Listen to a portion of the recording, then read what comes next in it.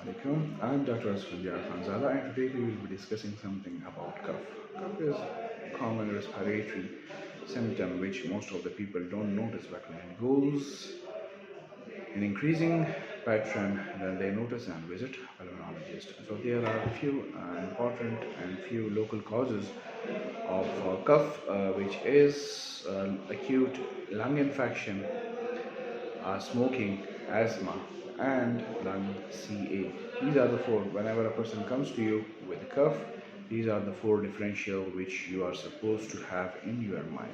But now the question is how you will dig out with the help of history from the patient that what he is suffering from, and what will guide you with your investigation is the type of questions and the mode and pattern of cough. So if the patient complains of a dry cough, you will ask questions about any inhalational injury. You will ask question about weight loss, because most of the patients who have suffered from inhalational injury will present you with dry cough. Similarly, if there is some benign tumor or benign tumor or benign CA, he will give you some clue about weight loss. If the person present to you with the productive cough, then that's acute infection. Now you have to dig out what acute infection exists in your community. Now the patient present with morning cough. That's most common in sinusitis, and the patient having smoking, having patient who are chronic smokers.